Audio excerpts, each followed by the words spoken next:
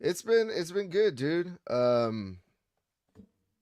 Yeah, it's been good. What about you? My week's been good. I went to an independent wrestling show that was about 3 hours away from here over the weekend. Met a few good people over there. I don't know if you saw like the collab post I did with them. Oh, I did see that. Yeah. Yeah, Yeah, that yeah. was fun. I went ahead and did some like did a front row right there, and now we're gonna go to the next one, which is January 15th. Chris Masters is gonna be there. He's main eventing. That's what's up. So I'm gonna see if I can get put in a master lock and get a picture right there just so I can say that. And then I guess in March they're supposed to have Matt Cardona there. Okay. Okay, that sounds cool, man. Yeah, I'm looking forward to seeing what you post about that and stuff. And hopefully you get to meet some cool people. So you were I'm at the trying to see gym if I could do earlier? some Oh yeah, yeah, go ahead. I'm trying to see if I could do some plant work for them. So, like try and work an angle with one of them, like be on the side of one of the top heels of that organization, and then he hits me and then like starts talking shit in the camera and starts starts Yeah. a little thing with me, and then we just go back and forth on promos or something, and then meanwhile behind the scenes trying to get a venue hosted out here where I live because there's a big pocket of wrestling fans out here, and that would get more exposure for them. Yeah. Well, that's cool, man. We were supposed to do this 1996 Survivor Series review this past weekend, but we weren't able to do it, so we rescheduled it for today. And Yes, and I appreciate that. yeah, no, it's all good, dude. So were you really at the gym or were you just watching AEW? You can be honest, dude. I'm not gonna judge. Oh, Is that what was I happening?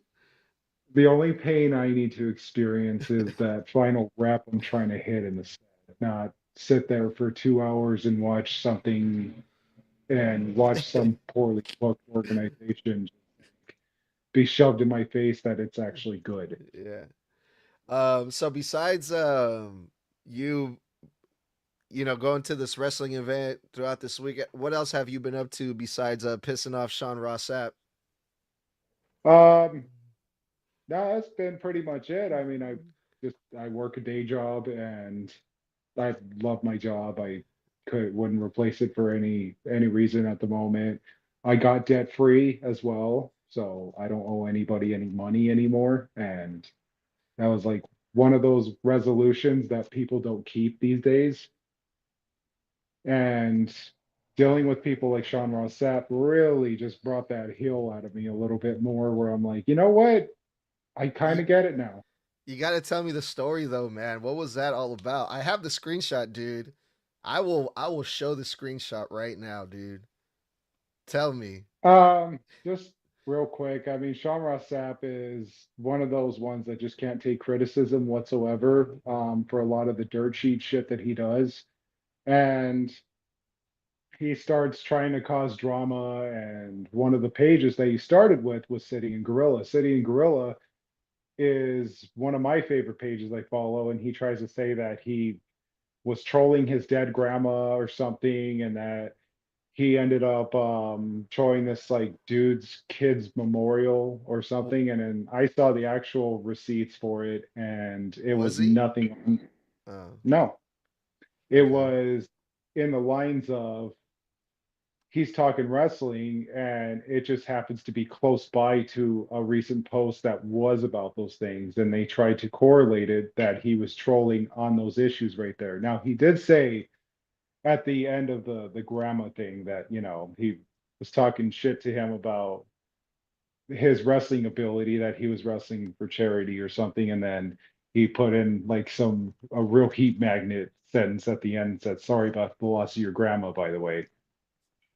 Mm. And I don't know, maybe he was just being nice about it, maybe he was being sincere, maybe he was just being an asshole about it, I don't know. I don't know the intention behind that sentence, but that really set Sean Ross Sapp off to the point where he was like He DMing a lot DM'd of you, people. right?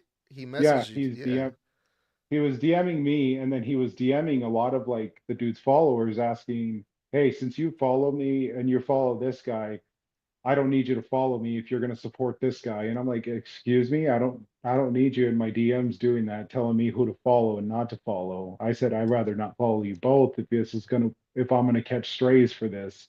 Yeah, like at that point, why don't you just start blocking people? Like, why are you gonna take time out of your day to individually message each person and tell them, don't follow me? Like, at that point, I would just block them if it's that serious, right?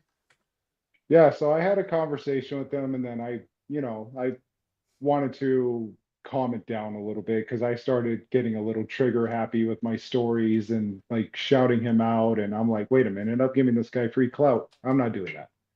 So I ended up having a conversation with him. He seems like a decent guy and everything, but he also has that manipulator type thing right there. I have to remember he's a reporter too. So reporters are usually on the cusp of manipulation and sincerity. They have that little borderline right there most of the time. They're not saying all reporters do. What I'm saying, Sean Ross Sapp possesses that type of trait right there to the point where I'm like, you know what? Yeah, this seems like a nice thing right there, but if he keeps shit up like this, he's gonna lose his job at Fightful Select, getting triggered like that because Dave Meltzer and Chris Van Vliet, they would have already just like blocked somebody and moved on. They wouldn't even like paid attention to this. They would have just said, "All right, cool," and then moved Yeah. on. Well, damn, that was crazy. Yeah. Thank you for sharing that. I was like, man, when I get Mike on the show, I'm gonna ask him about that because that's crazy. But now that we got all the drama and all the shenanigans out of the way, are you ready to talk some wrestling, some 1996 Survivor Series? Yeah, absolutely. Have it on in the background right now, so I'm going match for match with you and everything. So anytime you're ready, I'm ready. This is my favorite, probably one of my favorite Survivor Series right here because this one really spoke volumes in what would become later on in the future. All right, let's do it then. All right.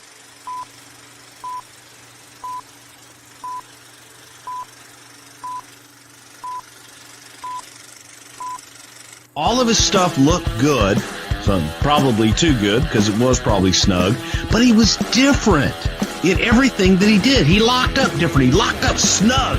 Hey, this is your Olympic hero, Kurt Angle, and you're listening to Snug Wrestling. Oh, it's true. It's damn true. Hello again, everyone. Welcome back to Snug Wrestling. I am Edgar. I am the host.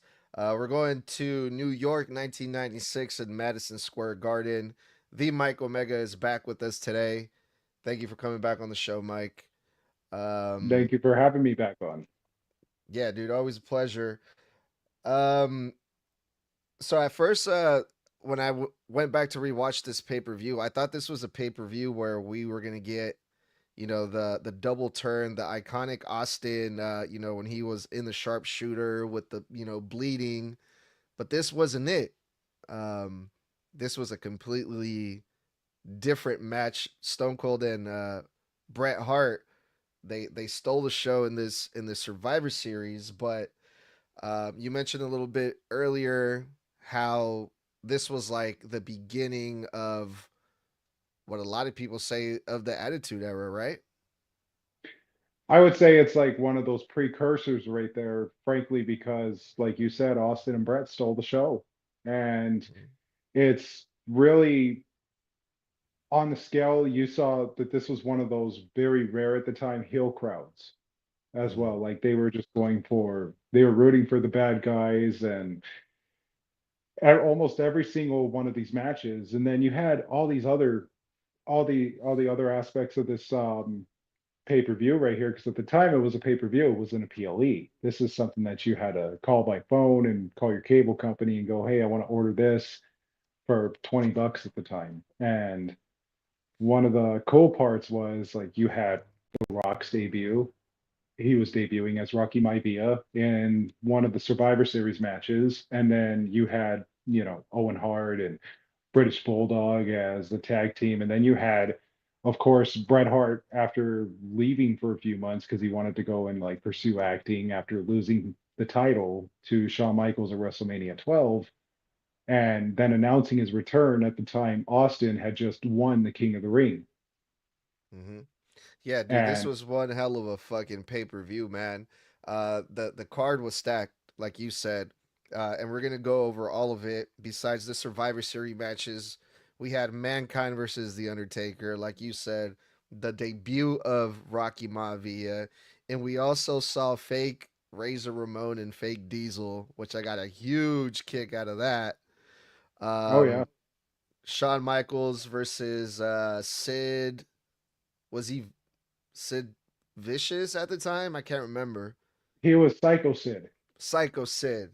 And that was for the World Heavyweight Championship. Um, what else did we see on here? I think that's pretty much it, other than, Shawn versus Stone Cold Steve Austin in one hell of a match. So I'm hyped to go over this, Mike. Anything else you want to add to hype this up before we get started with the first match? The fact that it was in the Garden, you see this venue alone, how packed it is, and very little how very little that they had set up for the stage. They didn't have to go all out. They had just from opening to end, it was exciting. And the crowd, as I said in the previous video, or as I said in the previous podcast, that the crowd really does make a huge difference right here. The crowd was not dead. The crowd was ready. The crowd wanted to see something different. They were so tired of this new generation. They were tired of the golden era. They were tired of all of this. And then this was the same year that the Monday Night Wars began too, Mm. where the NWO had just formed, and you had you had commentary, and then hot take. Vince McMahon was an amazing commentator. I loved listening to his commentary. He made everything sound like $1 million, even though it looks like it came from the dollar store in the ring sometimes. Hmm. Yeah, we had Vince McMahon and Jim Ross in the commentary booth for this pay per view, and And we Jerry also Wall. had Jerry the King Lawler was there. He was also part of one of the Survivor Series matches. So Jerry Lawler was really busy in this thing. And later down in the show, we also had Jim Cornette was part of the commentary booth for one of the matches. Um, Oh yes. which I also thought, that was really entertaining.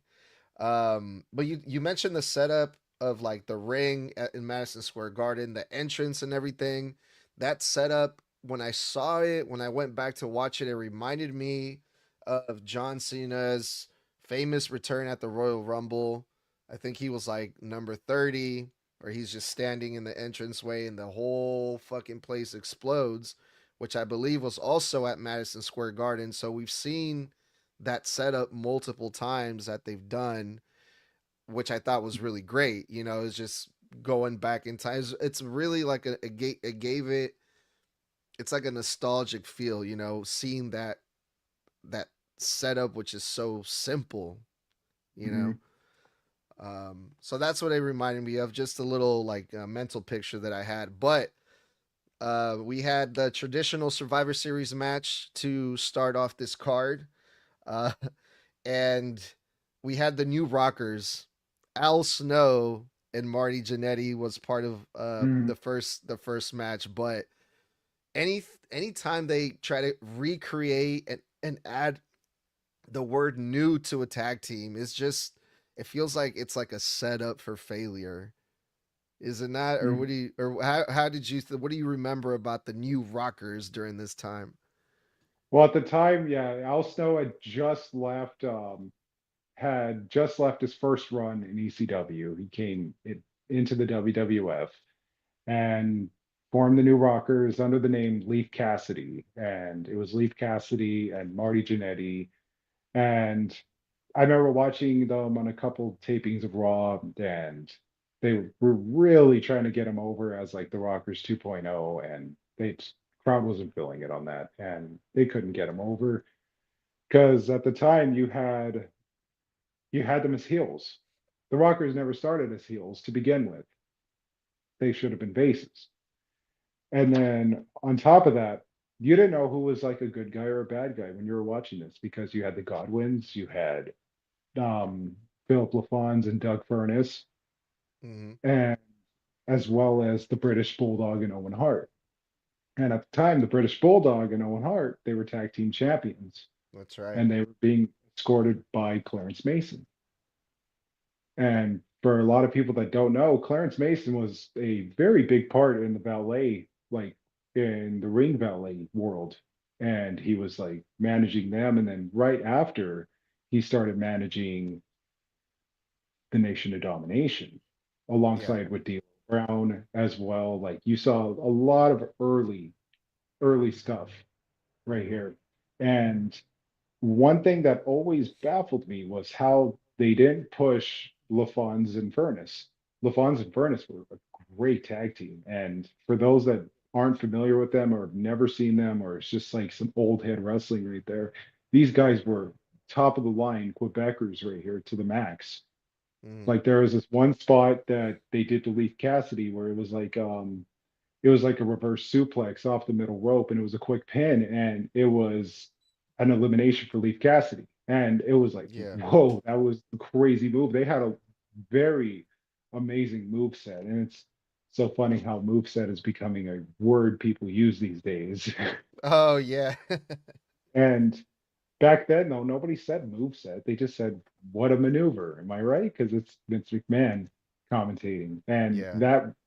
that reverse suplex that was done to Al Snow was just magnificent. I don't know. Did you see that in the opening match when Doug Furness eliminated Leaf Cassidy? Oh, it was a gorgeous reverse suplex right there. Yeah, dude. I remember that was one of the things that stood out to me was Doug Furness, man. He was moving at like 100 miles an hour during that match. I was like, holy shit.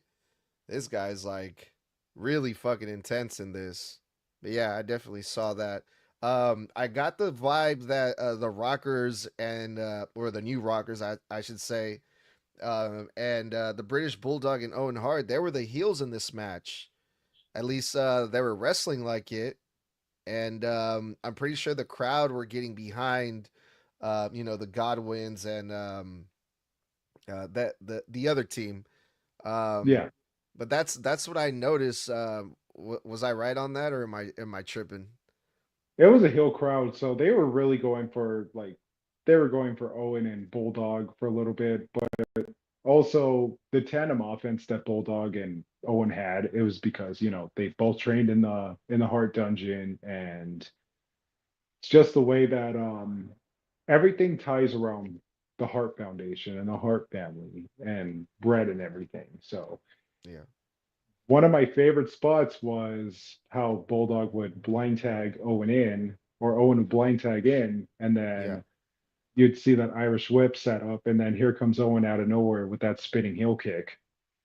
yes, yeah. That was a Like good spot. Uh huh. one of the things that made Owen so one of the things that made one of the things that made Owen so awesome was like he has signature moves and people just didn't understand it at the time, but it was like the enziguri. That enziguri was gorgeous every time he would hit it. Mm-hmm. And then Bulldog, who's just surprisingly athletic, like he had gotten like twice as big as he was in like the early 90s. And then once this time came around, he was a heel. And I believe like after this match right here is when they started to add a little static between the two as a tag Mm-hmm. team because Owen, I believe Owen has gotten them eliminated Mm-hmm. or had gotten eliminated and it was just Bulldog on his own. Mm-hmm. And Especially how quickly they made work out of the Godwins. Like the Godwins seemed like they got jobbed out, even though they were Phineas and or before this is before Midian. So mm-hmm. Phineas Godwin and Henry Godwin, they were just on that run to become tag team champions. And then I believe they had dropped it to Owen and Bulldog prior to this. And did you already mention? Did we talk about Harvey Whippleman already? A little bit. What can you tell us about that? What do you remember about Harvey Whippleman? Because he was a part of this match too, right? He was out there for this opening match. He was a referee. He was the referee. He was the outside Okay. ref. Who was the manager that was out there with the heels? That was Clarence Mason. Okay, got you. Yeah, because I kept hearing oh, Harvey Whippleman, Harvey, and I'm like, I've heard that name so many fucking times. I assumed that it was the manager. Yeah, that's another one of those like very underrated ring valleys at the time. Because remember, in the early '90s, during the golden era, who was he managing? He was managing Mr. Hughes. He was managing Big Bertha. He was managing, I believe, for a little bit, he was managing some of those classic hills that were just around. They ended up jobbers. So Yeah, eventually, his services weren't needed as much anymore. I guess during that time, that was when like Vince McMahon was saying the names of the referees. That probably must have been like a rule that he came up with later on because I've heard like they mentioned that name multiple times throughout this match. So I Yeah, would not assume that it was a ref. that was a surprise right there because for some who remember seeing him a lot, I actually do believe he was the, correct me if I'm wrong if there's anybody like watching this live, like, but he was the manager for the Quebecers as well. Mm. So you watch this and you're like, oh, he got reduced down to a referee. That's crazy. But we also have to remember that Bill Alfonso was a WWF referee before he became the manager for Rob Van Dam and Sabu and Taz in ECW. Hmm. Interesting. Um, yeah. So yeah, Doug Furnace and LaFon, they got the W, yeah, for their team for the babyface team for this opening match here. Yeah, the Um, correction was it wasn't the Bulldog that got eliminated, or it wasn't Owen that got eliminated, it was the Bulldog, and he got eliminated by a roll up or a sunset flip. yeah, which was surprising. Like I did not expect Doug Furnace and LaFon to get the win here, especially over British Bulldog.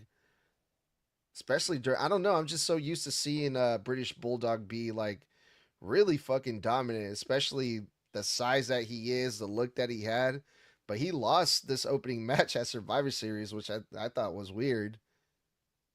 Yeah, the cool part was like I see this and oh, what a gorgeous like rewatching. I can watch this damn pay-per-view over and over and over, and I would never get sick of it. And just that when Doug Furnace did that reverse enziguri, that was amazing right there. But yeah, they get the win, LaFon and Furnace, and I do think they were actually going to push them to get the titles at one point too. But of course, the world of politicking, or I don't know what happened with them, but they just suddenly stopped and just disappeared. Wow, that's crazy. Yeah. After getting a big win at Survivor Series, and I don't know, they probably pissed someone off backstage or something. But yeah, that was the opening match, Mike. You ready to move on to the second match of this Survivor Series? I certainly am.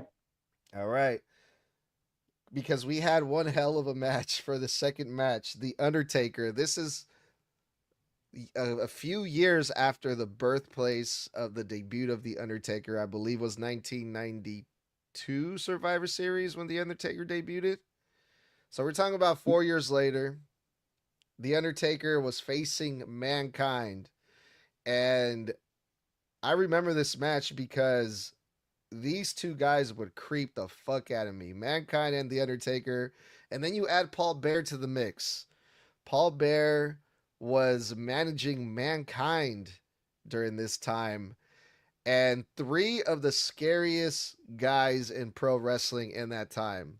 Paul Bear, creepy as fuck. Rest in peace, Paul Bear. but he used to give me nightmares with the voice and the. I'm not even gonna do the voice because I'm not Roman Reigns. I'm not as skilled of doing the Paul Bear voice. Mankind with the squealing, the pig squeals. Do you remember the pig squeals? Oh, and I remember watching this match, and then of course, who could forget? Like, you want to really take it in nostalgic wise. Who's announcing all the matches? Howard Finkel. Yeah, Yeah, you got the Fink right there, and then the Fink. Yep. this is the debut of the Dark Side Undertaker, mind you, because remember he glides in on a bungee cord coming down. Yes, dude. Batman style Yeah, he with the comes, bat wings and shit. And I was like, oh, what the fuck? Yes. yeah, drops down from the rafters because before this he had lost a match, or he won the match against Mankind in a buried alive match in your Mm. house. And by the way, anybody that's never watched any of the In Your House before NXT brought it back, kind of, sort of, the In Your House matches were pretty good tweener pay-per-views. I mean, they're nothing special to write about, but some of them were really good. And Buried Alive was one of those rarities right there because you had Austin get a W in there in a heel versus heel match against a up-and-coming Triple H, and you had Undertaker against Mankind in the first ever Buried Alive match, and you have him actually beat Undertaker, or actually beat the hell out of Undertaker with a bunch of other heels. You had the Executioner, John Bradshaw Layfield, or at the time he was called John Hawk Bradshaw or something like that. And then this match came out, and the stipulation was Paul Bear goes in a shark cage above the ring Paul Bear on a because cage. I wonder where they got this from. And WCW had actually came up with this first, believe it or not, in Mm. 1992 or 93, where they put Sting in a cage, and then here comes RoboCop to save him. That was the first time they ever did something like that in wrestling. I could think I could probably see that they may have done it a few other times, but I Yeah, couldn't name probably off. like probably one of the first few times on national TV. Yes. Mm. Um, for this one, yeah, they raise him up, and Undertaker and Mankind just start out of the ring. They're going all over the place. They're bringing the house down with this one right here. And this Undertaker, crazy, like you said, he had that little Batman entrance right there, and you Yeah, actually see some this was good. still when Undertaker had that teardrop on his face too.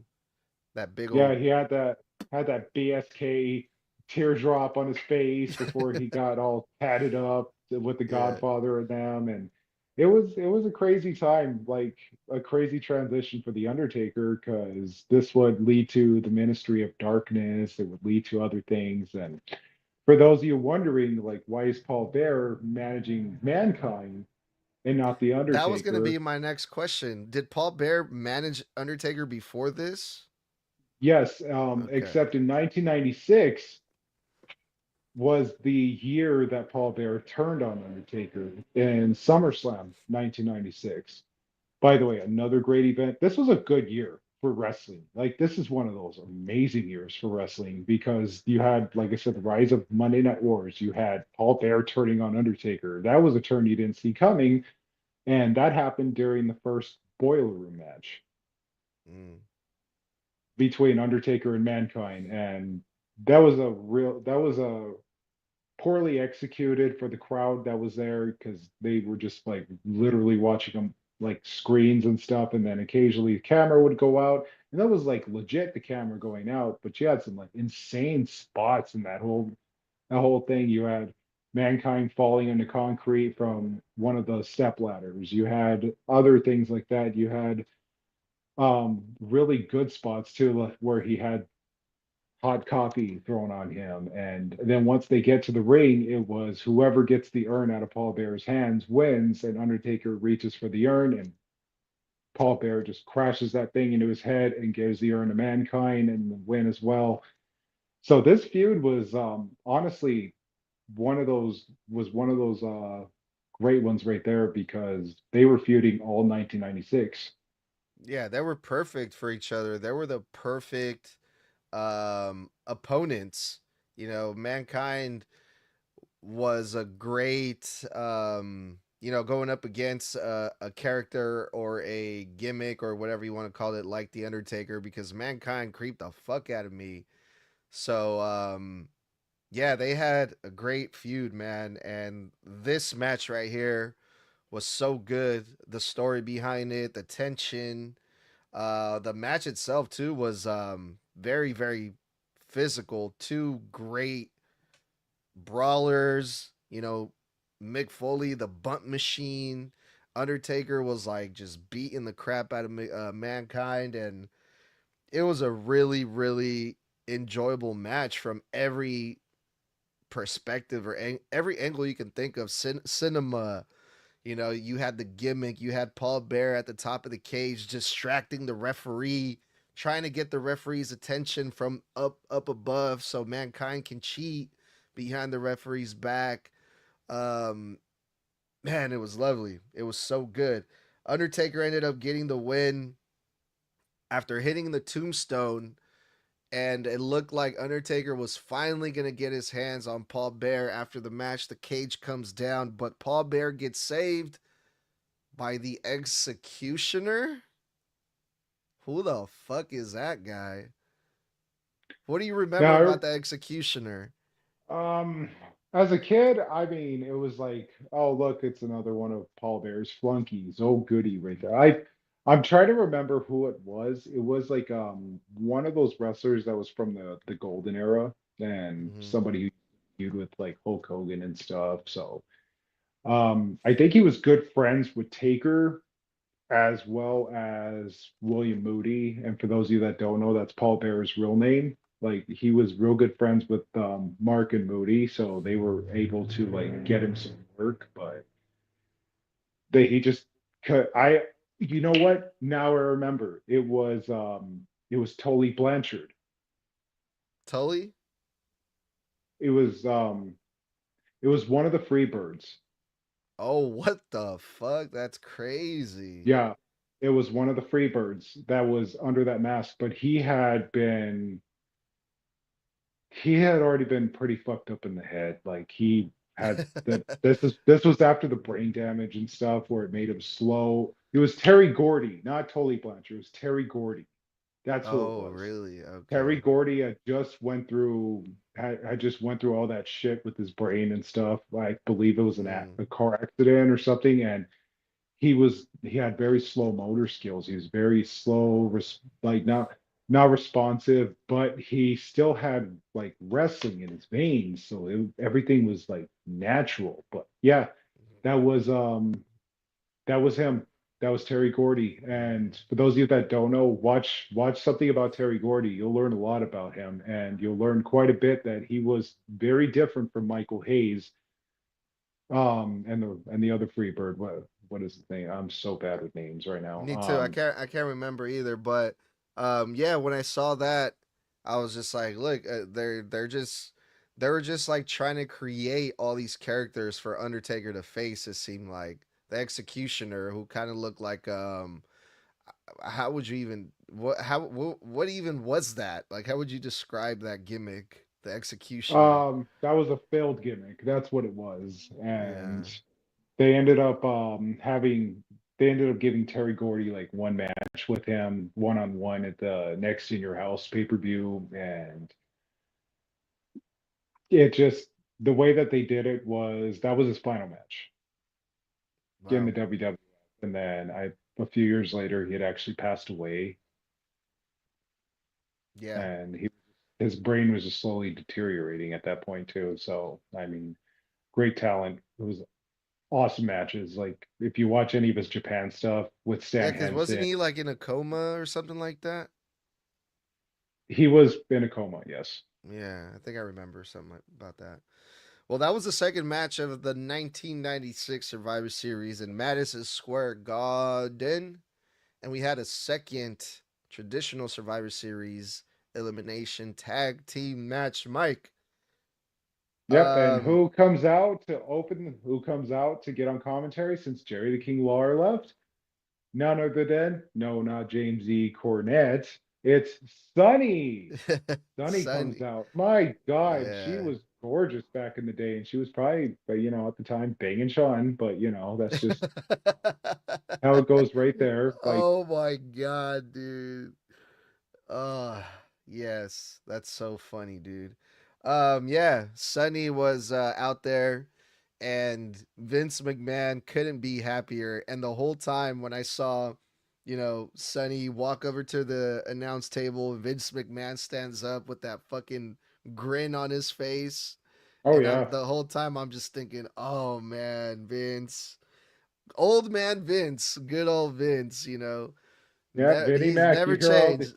Yeah, You hear all these stories, you hear all these interviews, and then after hearing all these interviews, and you watch these back then, knowing what you know now. I mean, yeah, you have to understand it's a product of its time, and you enjoy it for the talent that was then, not for the people that you learned who they are now. And I have to say, Terry Runnels is fucking gorgeous, even to this day, gorgeous. That cigar in her hand, escorting or valeting for Dustin Rhodes slash Gold Dust at the time, because you had Crush, who was Brian Adams, and then you had Jerry the King Lawler, and then you had Hunter Hearst Helmsley at the time, who was Intercontinental Champion, and yep, then of course Goldust with that with that gimmick that made him so famous. yeah, yeah. That was the first team. I want to say those were the heels, right? Yeah, that was a Yes, heel team. Yeah, because Hunter Hart Helmsley was the total heel with that what was it, like a British gimmick? he had Or what the was well, it? it was his Blue Bloods.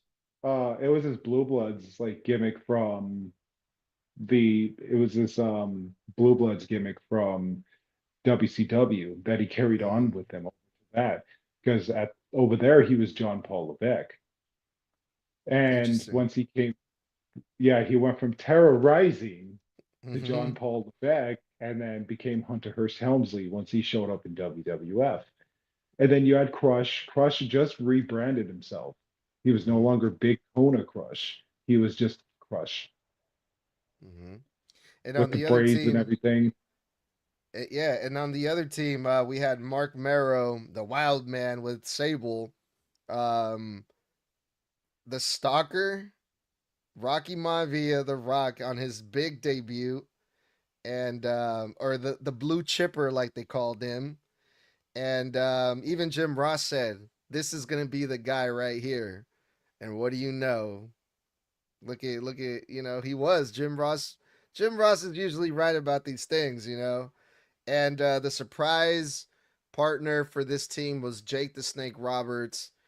But what stood out to me the most about this team, the babyface team, was the entrance that Mark Merrow got. This guy, he was presented like hot shit in this match. He had the pyro, he had the Oh girl, he yeah. had Sable. I don't remember too much about like this time where Mark Merrow, they were trying to make him a big deal, right? Because I just remember when Sable took over and when the fans decided that Sable was more important. Yeah. Sable was starting to get a little more important, and then, Mark Marrow, quote unquote, Johnny B. Bad from WCW, he came in and they were really pushing him to be this high flyer that they saw in WCW. And then when you see who's like all on his team, I mean, you have Jake the Snake, you have Rocky Maivia, and then you have the Stalker. I'm like, and then looking later on in the years, I'm like, that's fucking Barry Windham. Holy shit. That's crazy. And then he would tag team with Bradshaw later on. They would become the new Blackjacks. And you're Mm, just like watching, like, I call I call 90s WWF like from 96 and before, the precursors, because you see some of the stuff and you're like, man, the shit that they became later on. yeah. I And also then thought, they were rumoring that Mero as well had a very bad attitude backstage. Like he was full of himself. mhm, And that's one of the things that will kill your push right there. That and also Sable was getting more popular than. yeah, yeah. I also noticed like in the commentary, they were kind of trying to put Sunny and Sable against them. Like, oh, Sunny got over 1 million downloads on AOL, and this was a match that Sunny was commentating on, right? Yes. Yeah, so well, Sable doesn't have that many downloads, so like that competition was kind of starting. It felt like during this time between those two, Sable and Sunny. Yeah, if anyone wants to like know like what was going on between Sonny and Sable, I always say just go listen to Jim Cornette. He has like the best account for it because in other words, he was there. Him or Bruce Pritchard, they both have really good accounts of what was going on backstage at the time during this period. And Yeah, but Cornette is a little biased because he loved Sunny and hated Sable. he hated both of them. Like you have to listen a little more. I mean, his shoots are great. And No, because he Sunny worked for him at Smoky Mountain. until they left and or until her and Chris Candido left, and then they went Mm, to go start the Bobby Donnas, and they were doing great. And then once they left the ECW, that's when Jim Cornette was like, "No, yeah, no, you're gonna ruin this man's career because of what she was doing behind the scenes and everything." yeah, So with Sean. he he had he had a lot. No, he was biased a little bit because he had so much hope behind them because he saw something great in them. Yeah, It's just their choices and everything led up to where they led up to, you know. And the unfortunate part is like Candido breaking his leg and then like dying of a blood clot because he went on a plane when he shouldn't have. And yeah, then you have Tammy Sitch who just couldn't stay off the booze and drugs and shit. And then you have her, she's doing time for the rest of her life probably for that DUI. yeah. Well, going back to this match, Mike, real quick, you mentioned, the 1996, like this year being like the precursor and seeing what people became. I thought it was really interesting that on the Rock's debut, Oh Jerry the yeah. King Lawler was also part of this match, which was probably, I think, was done by design because wasn't it like right before this, before The Rock made his debut? Wasn't he in Memphis feuding with Jerry the King Lawler as what was it, Flex Cabana? Yeah, he was Flex Cabana at the time. And for those of you that actually got to see Young Rock, like he covers this real good on there and about how he was wrestling on there, trained by his dad and Pat Patterson, and they ended up getting getting those two to score up in Memphis Pro Wrestling. I mean, at the time, I don't know if it was Jerry Jarrett running it or if it was It Jerry was Lawler running. it was Jerry Lawler. Okay, but Jerry Lawler was the top heel at the time.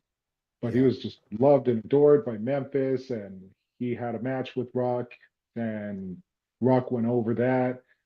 And then putting Jerry Lawler in here, Jerry Lawler made him look like $1 million Mm-hmm. Yeah, because because he was still As soon as the new Rock and got still tagged green. in, yeah. Go ahead. Yeah, still new, still green, and his first time on the big stage was on a pay-per-view, especially on one of the big four. That's insane right there. So you could tell that they had a lot of hopes for him right there.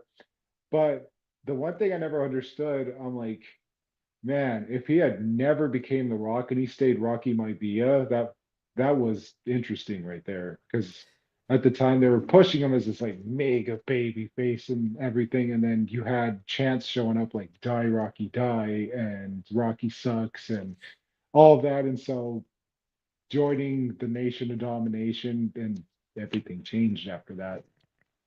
Yeah, they definitely had big plans for him, even on his debut. But not to skip ahead, but The Rock actually ended up getting the pin for his team at a big Yeah. Survivor Series match like this. And The Rock was the last man on his team, and he beat two of his opponents, which I thought was one hell of a debut at a Survivor Series, at a pay per view. You know, getting the pin for his team. This is how I guess you would put people over, even though it didn't really work out that way for The Rock. It took a while for him to really get over. Oh yeah, it took him a while. I mean, he beat Crush with the crossbody, and after Crush misses The Rock with his finisher, the Heart Punch at the time, he was still using that move. It was good, Anthony Graham. Shout out. Thank you for being here. Go ahead. And then he pretty much finished it, goes shoulder breaker, one gets the 1, 2, 3, sole survivor. You know, it would be funny if in his next match he just drops one of those shoulder breakers out of nowhere just to humor us. That's funny. You know what was also really cool? We got to see Jake the Snake. He brought out, his pet python or whatever it was, Damien or whatever. I'm not sure if it was Damien or if he had different names for them, but we got to see the DDT. Jake the Snake got the first elimination for his team, Oh yeah. and that was like the DDT, man, the classic, the iconic DDT by Jake the Snake. It never failed, man. When he had you in that DDT form, you're done. It's over. Oh yeah. Yeah, that was awesome. Just watching his like return to the ring, and then this was an interesting year because this year he had, I think he was feuding with because this was after King of the Ring where he lost to Austin of all people. And I don't Yes. know if it was earlier in the year or if it was later, but he had started feuding with Jerry Lawler. He Yeah. was feuding with Jerry Lawler, and he had just become like sober and stuff. And then they had a real big angle right there where Jerry Lawler was like making fun of his sobriety and then started pouring Jack Daniels. It was probably gimmicked. It probably wasn't though. And so you had a bit of that right there, and just Austin though. Austin. I mean, do I have to say anything else about the next match? This next match. Wait, but Because we're that's not there yet because you just we're not there reminded yet. me of something. No, you just reminded me of something because we mentioned how this pay per view in 1996, a lot of people say this is the beginning of the Attitude Era, right? Or, a lot of people have said that. This was right after the King of the Ring that Stone Cold Steve Austin won. In this Survivor Series match, the elimination tag match, the classic Survivor Series tag match, Triple H was in this as the Intercontinental Champion. Wasn't Mhm. Triple H supposed to win that King of the Ring that Austin won? Yes, Right? yes, and you could blame the curtain call for that. And that's the reason why Austin had won that King of the Ring, and that's when he cut the promo. Austin 316 said, "I just whooped your ass." Yeah. Exactly. But could you imagine though if the roles were switched, instead of Triple H being on this Survivor Series match as an Intercontinental Champion, Austin is in the Survivor Series match as an Intercontinental Champion, and Triple H is facing Bret Hart later on the show. I don't know. It's just Yeah, crazy to think about. in a different timeline, I still think Austin and Brett would have still feuded, but I think it would have been a No. different premise right there. But the good news is for all the Triple H fans watching, he did win King of the Ring the next year with China as his valet at the time because him and China were together. Yeah. And so the timeline meshes very well now that you look back on this. And Yeah. yeah, I I'm like, mean, he's doing you know, pretty I, good for himself right now, so I think it all I, worked I, out.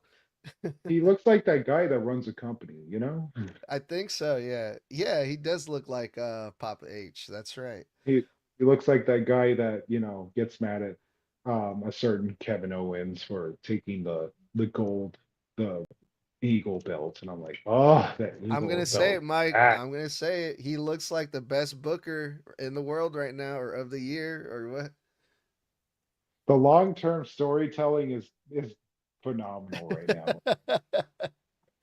I have to Oh say shit! none of that has anything to do with Vince, but I think Vince starting it, Vince could start a storyline like no tomorrow, but Yeah, his finishes on storylines were just getting god awful. Where you're like, what are you doing, old man? right, for sure. All right, let's do it, Mike. I know you've been eager to talk about this one. I know you got a lot to say about it. So let's get into Oh, it. this is the next match, and this is probably one of the, if not the best Survivor Series match. And anybody on here, you want to debate me, you want to talk your shit, that's fine. You're not going to convince me otherwise because you had the return of Bret Hart after that title loss to Shawn Michaels at WrestleMania 12, where he was considering retiring. True story, he was considering retiring after this, after pursuing some acting, maybe wanting to open his own school or maybe restart Stampede Wrestling. He had a lot of stuff that he wanted to do, but instead, Vince cut a deal with him, and he was it. He came back, and who would he come back to face? Austin, right?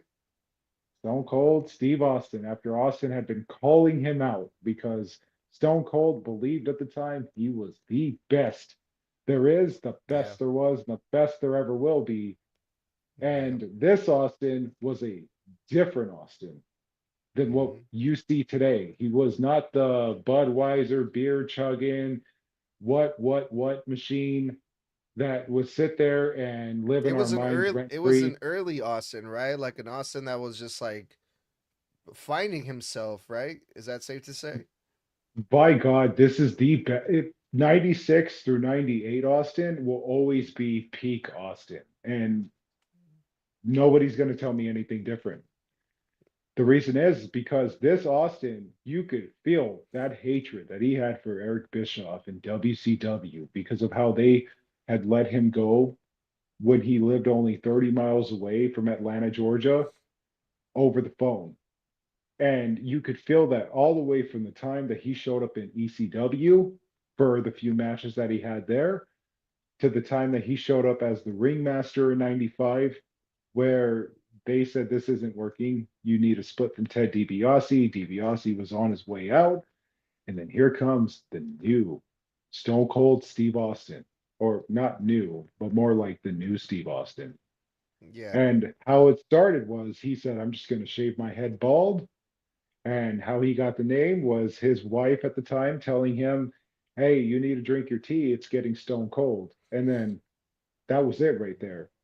And Hmm. so he said that him and Dustin Rhodes were the ones that worked on it together on creating this. And the funny part is, if you ever watch any of his commentary at the time, he would go back and forth with Kurt Hennig because Kurt Hennig was getting ready to make a return before he split WCW to join the NWO. Mm. And when this match happened right here, first of all, biggest pops were for both of them. Hmm. The heel crowd, though, because you were so surprised, you had a mixed crowd. Austin came out. He was the I don't give a shit attitude. I'm going to whip anyone's ass who gets in my way. I'll do whatever it takes. And the funny part is when they're getting ready to start, you have this look of disgust on Austin's face as Bret Hart is going walking around the ring, doing his thing in front of the crowd, and they just pan the camera over to Austin, and Austin's Hmm. like, who the fuck is this guy? Yeah. And perfect heel. And it's just the way it starts out. Like first of all, Austin with no knee braces. Imagine that. That Austin. Yeah. And this was a return of Bret Hart, right? And was Yes. this this return you I'm sorry if you mentioned this, but please if you don't mind remind me, this was a return that was caused due to injury, or what was the return angle about? No, he just went on a hiatus. Oh, okay. He just took a little break and he wanted to pursue acting. Okay. You did say that. Sorry. Yeah, you're good. You're good. Mm. Um, See, these two are, and the great thing about this is like these are my two favorite wrestlers ever Yeah. in the ring. So I have a personal bias to this. Like this whole feud right here. This feud started the Attitude Era. I said it. This is also. Oh, I'm sorry again for cutting you off, but this was also a number one contenders match, right? No, this was just a match. This was like Oh. the match of the night. This was a straight up one-on-one match. There was no Hmm. stipulation. Are you sure, Mike? Are you sure, Mike? I believe Bret goes on to face Shawn Michaels after this. I'm sorry, Sid at WrestleMania.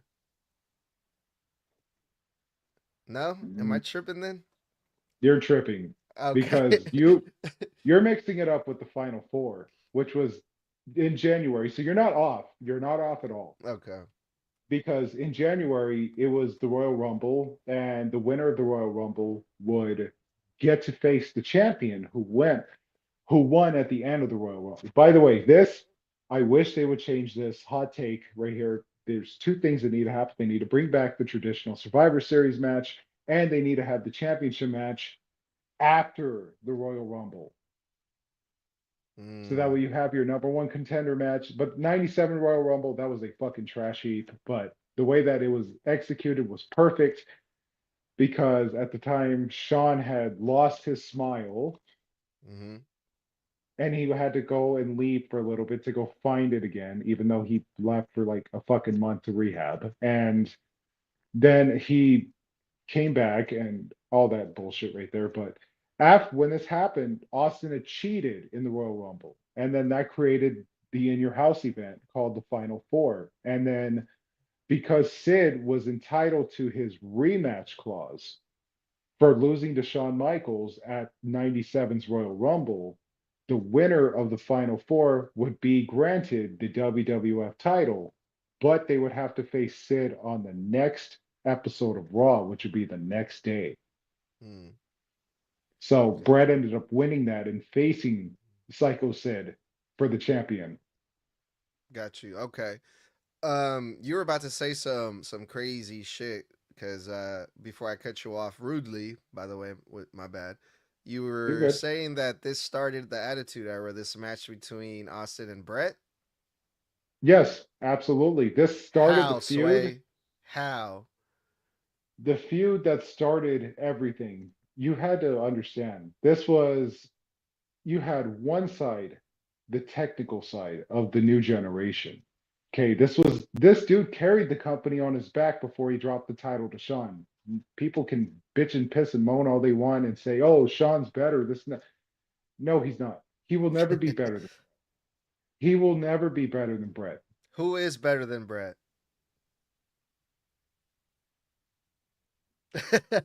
I mean, in Crickets. popularity, maybe Hulk Hogan. Oh, well, yeah, I popularity, mean, yeah. Hulk Hogan's the most over wrestler in the world. Dude can call you the N word and then get over a year later. I'm just saying. I'm like that. Jesus. You want a heel take? There's your heel take. That's the truth right Yeah. there. And I'm not supporting him or anything like that for what he does. I make memes about him. That doesn't mean I'm gonna go chill and have a fucking beer with the guy. It Yeah. just means like this is what it is. Hulk Hogan will always be the most over wrestler in the world. I don't give a shit if you don't like him or not. I mean, that's just the way it goes. Hulk Hogan sells tickets still to this day. The way that I mean, who gets away with that and still gets a Legends deal? Like seriously, who? Would you say Bro still has a would you say Austin came close to reaching that level, or maybe even surpassed the Hogan level? I think Austin would probably be that guy that I put up against either Brett, no, either Austin or Undertaker. Undertaker is like that's your goat. If you really want a like clear cut goat, Yeah. but you got to understand, Taker was like 8 years in his career. Bret had been wrestling since, I believe, 1986, 1987 at this time. He was 10 years into his like tenure with the company. So he was in there before Sean was. Hmm. And he was also wrestling in Stampede. Dude, he was wrestling when Sean was just like thinking about doing it. Yeah. No, yeah, for So sure. I mean, people underestimate that. It's like, I'm sorry that you didn't get to you didn't get Vince McMahon shoving his nuts with Bret Hart's colors in your face in the fucking 80s, but that's just the way it goes right there. Bret's been that guy. Bret's been the guy that his dad depended on. He's the one that made Owen look like $1 million at WrestleMania 10. He's the one that won the title off Ric Flair. He's the one that I'll glaze all I fucking want. Krispy Kreme Better than take me to Sean. court for Krispy Kreme could take me to court for how much fucking glazing I do over Bret. I don't care. It's Bret glazing. That's how it works right there. Because Bret could also cut a promo like no tomorrow as well. So you Hmm. had these two in-ring technicians right here. Because Austin could wrestle. For those of you that missed out on Stunning Steve, I'm sorry, but dude, that Well, was some yeah, good he was work the right there. ringmaster, and I think that name fit him pretty He was the well. he was the original one of the original Paul Heyman guys too. Yeah. No, he Yeah, can and go. then he had this really cool move at the time because they were just introducing the Stone Cold Stunner into it. And I don't know if you ever watched any of his stunners in like 96 and 97. They looked fucking vicious. Like there was Yeah. no overselling, there was no seizuring like Vince McMahon did and shit. No, it was straight out. It looked like he broke your fucking jaw and then you went to the ground like you were just Hmm. stunned. I mean, that stunner looked amazing. It looked vicious. It looked nice, clean. Yeah, for Versus sure. now, like hot take. I fucking hate the way The Rock oversold it. I hate that shit. That shit's so stupid, dude. It's dumb. Why you always And gotta he, hate on my guy, man? You're always because hating on the I, Rock. The Rock's overrated. That's the one of the most overrated wrestlers I ever seen. He's just some big fucking Samoan that did a bunch of movies about that were mid tier at best Yeah. and everything. I'm like, sorry, I'm kind of a Rock hater, and that's okay. Yeah, a lot of We're people all are. It's haters good. of certain we're Yeah. all haters of certain wrestlers, and Yeah. there's nothing that's going to change our mind. Now, do I hate him as a person? I don't know him as a person, but I know that I grew up watching The Rock, and I'm like, oh, yeah, his catchphrases, SmackDown Hotel, Know Your Role Boulevard. Yeah, it Yeah. doesn't matter. That's funny. You'll quote him, but I'm sorry, I'll take what? What? No, god damn What? it. No, we're not doing that. No. I'll take that. But this Austin right here that you're watching in the Survivor Series match, him versus Bret, there was no what. There was barely, that's the bottom line, because Stone Cold said so. Like it was turning into that. Hmm. This crowd Yeah, for turned on sure. Bret a little bit throughout the match too. This crowd turned on Bret a little bit. And I miss when they used to rip the mats off the floor and reveal the concrete. Like that added so much dynamic to the match too, Hmm. because that was one of the spots on here. And the fact that they rarely did table work on here. I think the Survivor Series last year was him against Diesel, aka Kevin Nash, before, a little bit before Kevin Nash left. And there was that spot that Kevin Nash put Bret through. Bret came up with that spot and he said, I'm going through the table. And then the way he went through the table, because Nash pushed the ropes to push him off, and he goes to that table. Beautiful. Like Bret knew how to do the spots. Yeah. He was absolutely flawless in this match. And then the way that they're brawling outside, and then they're literally going under the announce table, and then you have Vince just calling it, and it's just everything was lined up so perfect for this match. Hmm. And Yeah, and I to make it believe it's even like a more, and to make I it even believe it's like a more, 30-45 minute match as well. It's like it 40 was it minutes, was a 45 really long minutes, match, yeah. But to but it make was it a even more good. perfect for you, I know you love the fact that Bret Hart came out on top in this one, right? Yeah, and how did he beat him? He beat him the same way that he beat Roddy Piper for the Intercontinental title, How I because forgot. Stone Cold had put him in the $1 million dream. Hmm.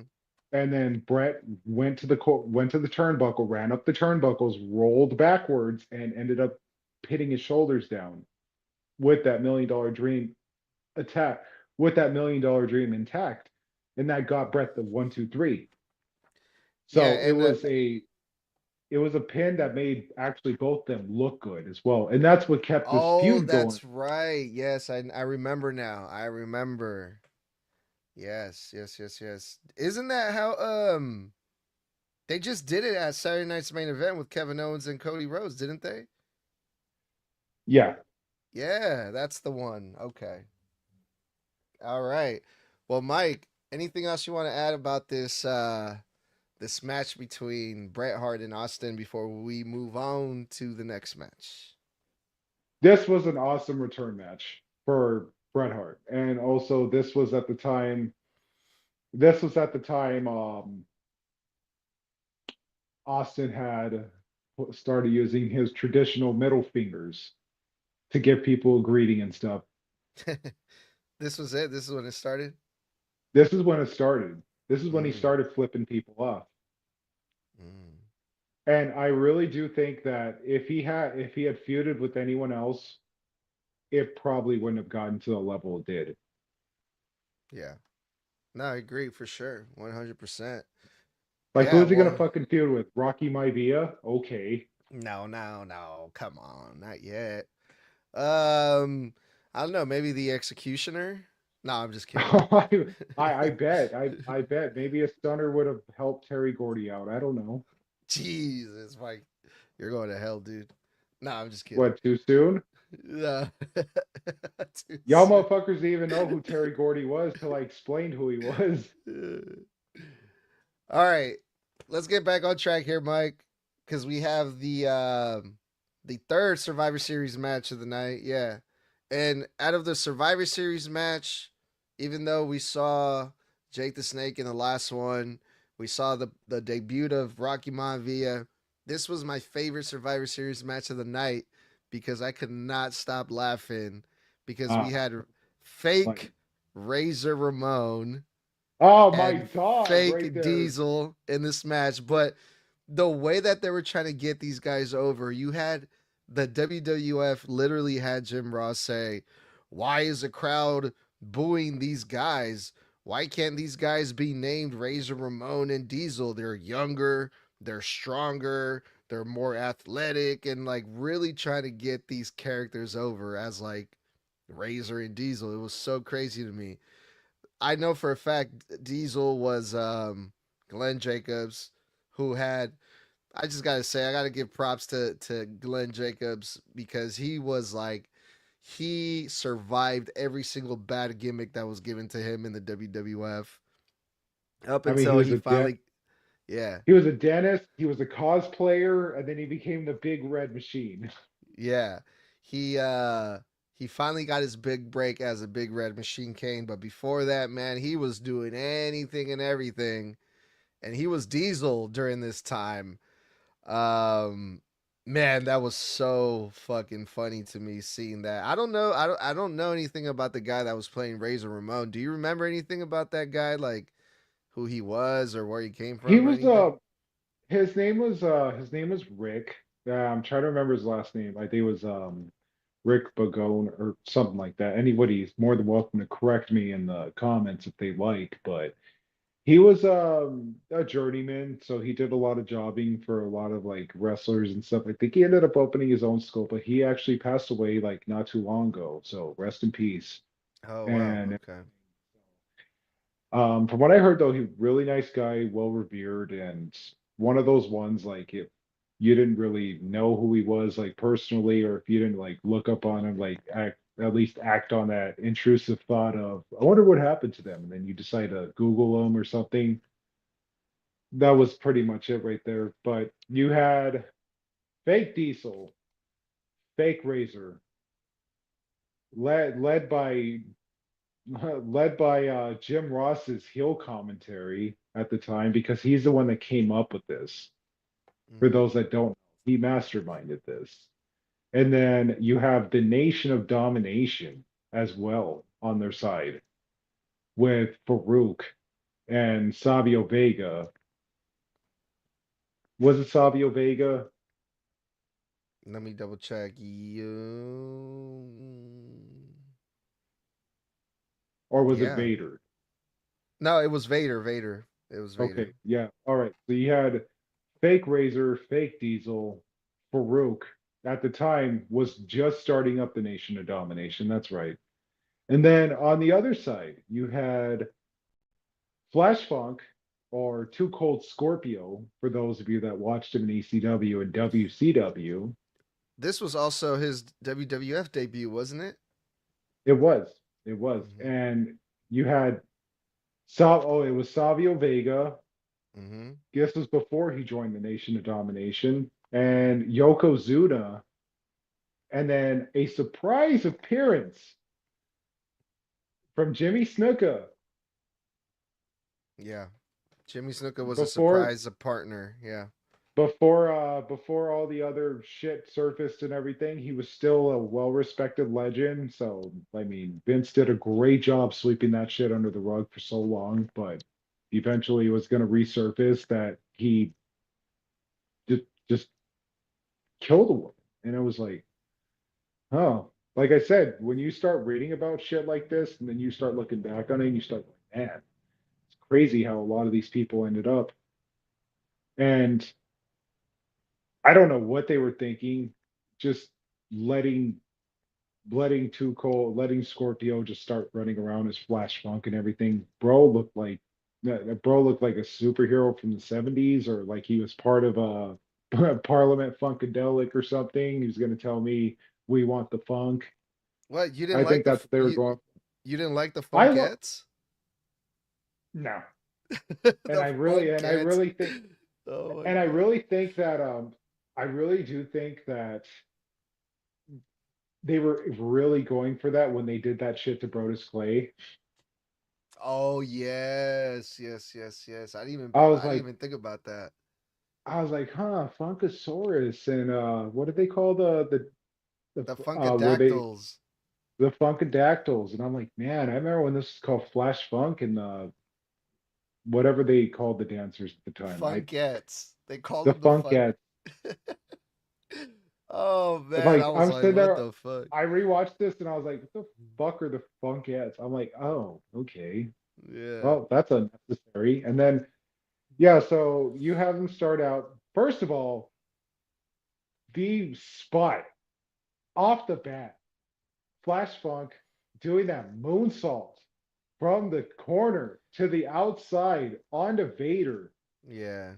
Beautiful. And I Mm-hmm. think at the time when Too Cold Scorpio was like really getting his groove going and everything, he had been feuding with Vader in WCW because it was Big Van Vader at the time.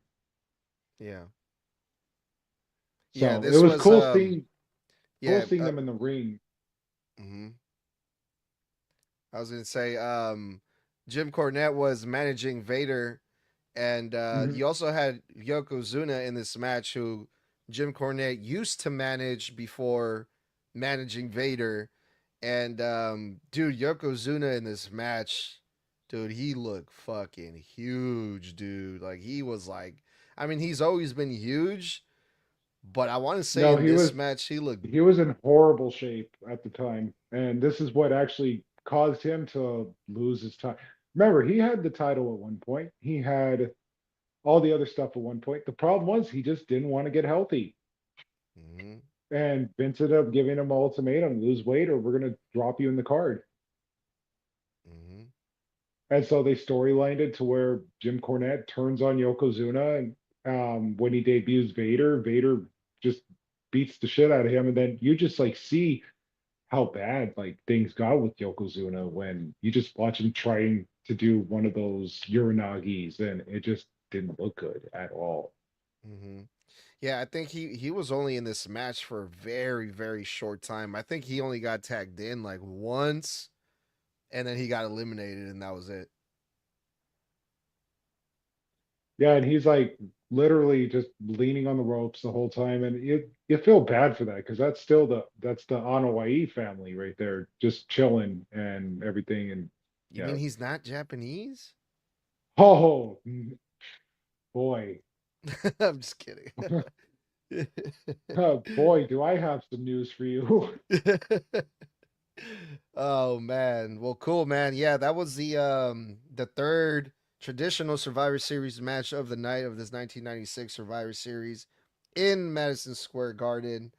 Who won this match, by the way?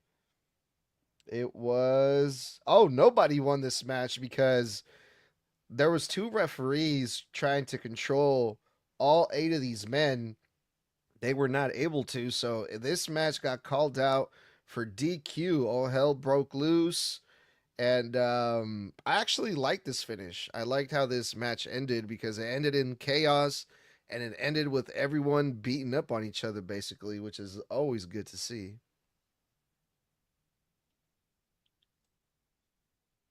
Yeah, what happened was like it got in disarray, and then the faces chased out the heels, and then match got called off, made everyone look good still. Because at the time, I think Ron Simmons had stopped looking like some dude off of He-Man, Yeah, and that, he yeah. started and he was coming out to those he was coming out to the Nation of Domination song, and then at the time he had that independent tag team with him, and they were like part-time rappers as well and stuff, and I forgot their names and everything, but Mm-hmm. they're interesting people. Like if you have you checked out Grapple Vision like I talked to you about? No, I haven't had the time to yet. All right, so they actually do a good video about that right there. But yeah, they're interesting. And here comes the. I'm glad that match is over though. That match was boring. I'll be honest with you. I was like, "Ah, okay, that's cool." What? You didn't like fake Diesel and fake Razor? No, I'm Man, kidding. Jim Cornette was my favorite part. I'm a Jim Cornette guy when it comes to like the promos and the shoots and the commentary. Like he was really good. He knew his wrestling, and I think that's one thing that I just don't understand why people don't look at it like that. And they go, well, he likes this. And I don't give a fuck what he likes outside of wrestling. I could care less. Yeah, His personal beliefs don't affect the knowledge that he has in wrestling. He is that fucking historian. yeah. I don't know if you can see it, but I got this little thing right here. Nah, too small. I can't really see it. Nah, okay. I'll show you later. Anyway, um, let's go to the main event. Mike, you ready? Oh, what a great main event. Fun story. So if you ever get the chance, just watch all of the 96 SummerSlam. That was an interesting one. There was a championship match between Vader and Shawn Michaels. And this happened right here. And this was the famous spot of Vader not moving out of the way for Shawn and Shawn throwing a fucking temper tantrum Mm-hmm. and kicking Vader in the head. He kicked Leon in the head, like legit, Mm-hmm. calling him a stupid ass, a dumbass, and Move, things like that. Yeah, move, stupid, or something like that. Yeah. some move, dumbass, or something like that. And he got pissed off. And that ruined Leon's push. Leon was supposed to be in the main event. Vader Mm-hmm. was supposed to be in the main event, not Sid. Mm-hmm. But this the entrances too. The way that this was built up, you have Sid walking down the hallway, the big fight feel that they were giving us. I'm glad they're slowly bringing these back a little bit, where they're walking through Gorilla and they're going out to their entrance. It's like really building this up. Like this is the fucking main event, like because it is. It's for the title. That beautiful, gorgeous winged eagle title. I could give a fuck about Big Gold. I don't care about that belt. You see, who's That belt's carrying it been. around now? Oh, Kevin Owens. Yeah. Oh yeah, yeah. I did some meal prep. He asked me to watch it and everything. I mean, I took a picture and I was like, "Hey, how's my meal prep?" And they're like, "You took that from Kevin Owens." I'm like, "No, I didn't. He asked me to borrow it. There No, he asked me to hold on to it for him." you go. Yeah. Um, So just But this pop that Sid got really told you that this crowd, like a lot of the wrestling world, was turning on Shawn. Yeah. Because remember, Sid was his bodyguard from WrestleMania 95. And then once he lost to Diesel, and then it started turning into different like things. Like it started turning a little bit more like, and then it turned into the parts where that classic spot where somebody's holding a wrestler for holding a wrestler for Sean to give that sweet chin music to, and they move out the way, and then he ends up kicking his partner in the face on accident. Started with Diesel, and then it ended with Sid. Sid, he wasn't doing that anymore because the time Sean wasn't a heel anymore. They try to turn Sean face, and instead, that famous botch after Sid laid him out with two of the most painful looking power bombs I ever seen ever, Mm. because Sean was like sandbagging, and when you sandbag on a power bomb, you're gonna get hurt a lot because you're hurting your coworker when he's trying to lift you. He's gonna throw his back out because you want to be a dickhead, not actually take a power bomb like you're supposed to, because Mm. you think you're hot shit or you're injured or something, and it's like, all right, well, here's one more for good luck. And then the crowd's like losing their fucking minds. Like they're cheering for Sid that he did this. And then if you actually, because they cut it out of the network, but if you could find an original broadcast, you'll hear Vince in the back on a headset going, somebody bring Diesel out. And then they brought Diesel out to save Shawn Michaels, giving him that face turn. Mm.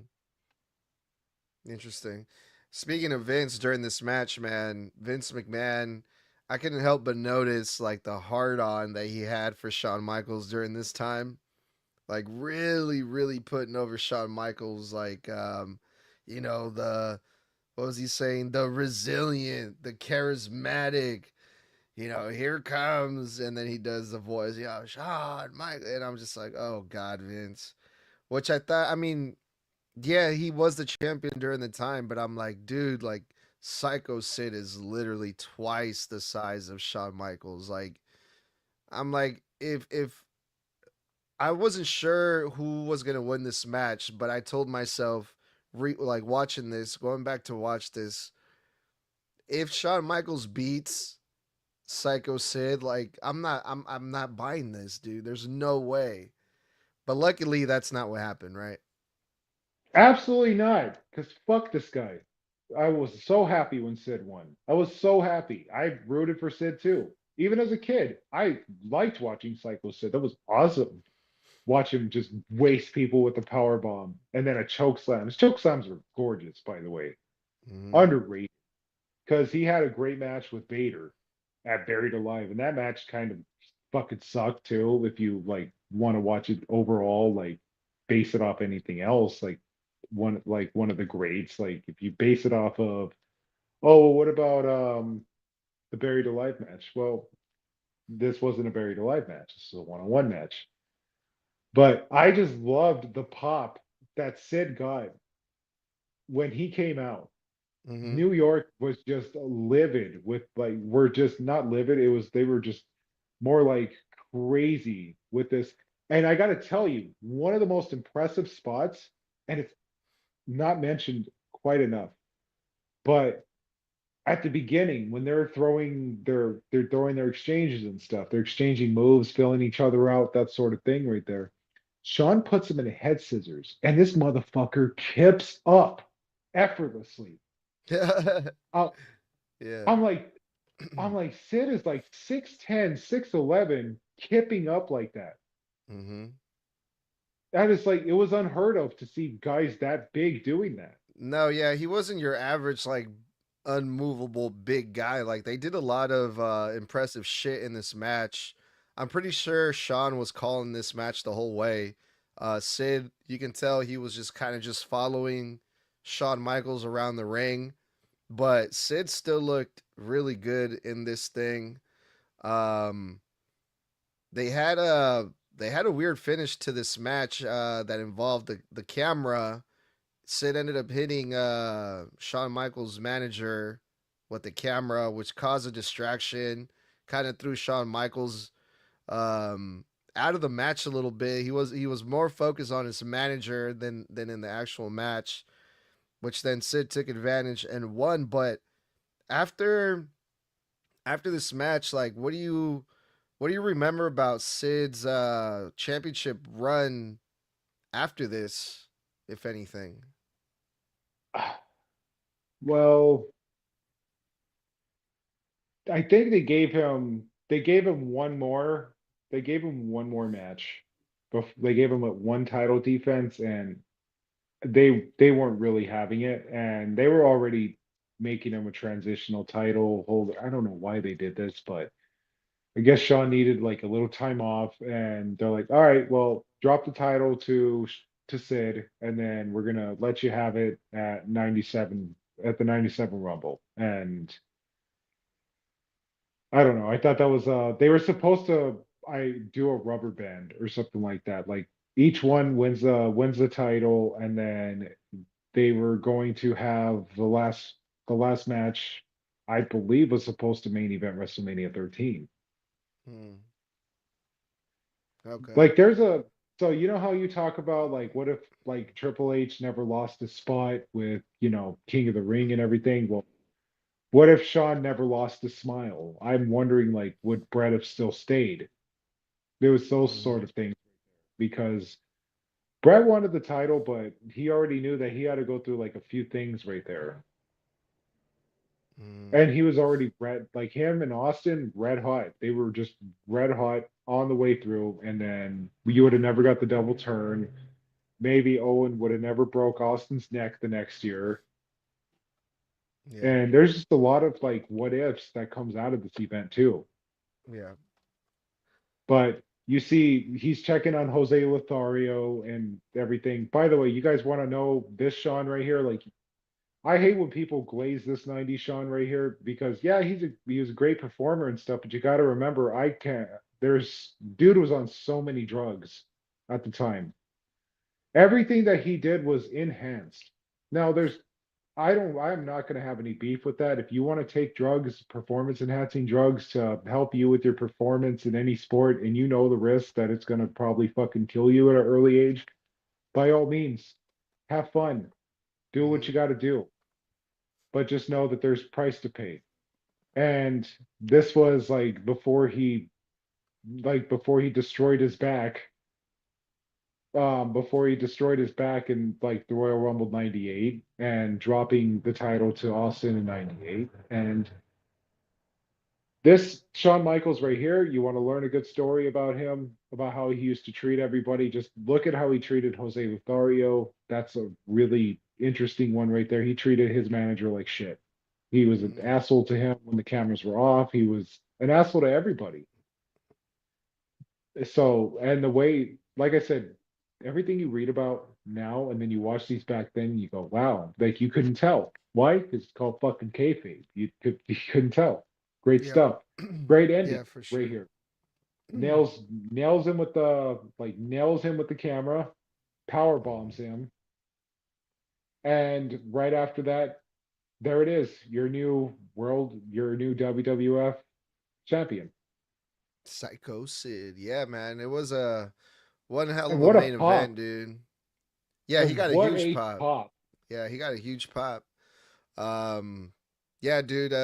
Crazy main event, crazy pay per view from top to bottom, dude. I really enjoyed this one, Mike.